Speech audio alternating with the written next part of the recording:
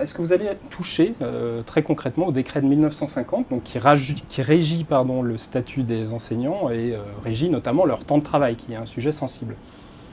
J'avoue que je suis très frappé que cette question soit posée avant la question de savoir comment dans le système éducatif tel qu'il est, on pourrait faire qu'il n'y ait pas 150 000 jeunes qui sortent sans qualification, le désastre de nos premiers cycles universitaires. Vous allez voir, ce n'est pas un reproche que je vous fais. Et tous ces sujets.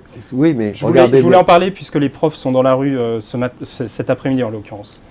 Quand la droite dit « j'entre dans la question éducative par la remise en cause du statut de 1950 », elle dit l'échec scolaire que nous connaissons, c'est la faute aux profs parce qu'ils n'ont pas assez travaillé. Ce n'est pas parce qu'on a supprimé des postes, ce n'est pas parce qu'on a fait des mauvais programmes, ce n'est pas parce qu'on n'a pas été capable de développer la e-éducation, c'est parce que c'est la faute aux profs. Et donc, ce sujet, qui est à mon avis plutôt la question des missions des enseignants que du statut, parce que le statut est protecteur pour eux comme pour vous, cette question des missions pourra se poser, mais je ne crois pas qu'on doit entrer par cette question dans la discussion sur l'éducation.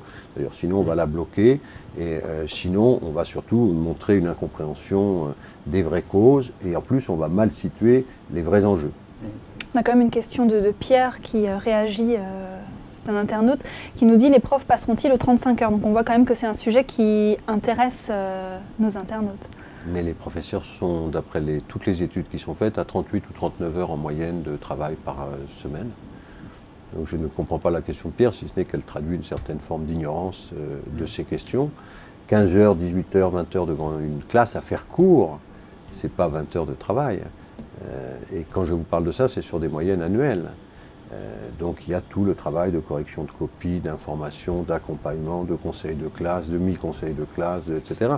Tout cela existe, est comptabilisé dans un certain nombre d'études nationales et internationales, et je vous dis en moyenne c'est 38-39 heures.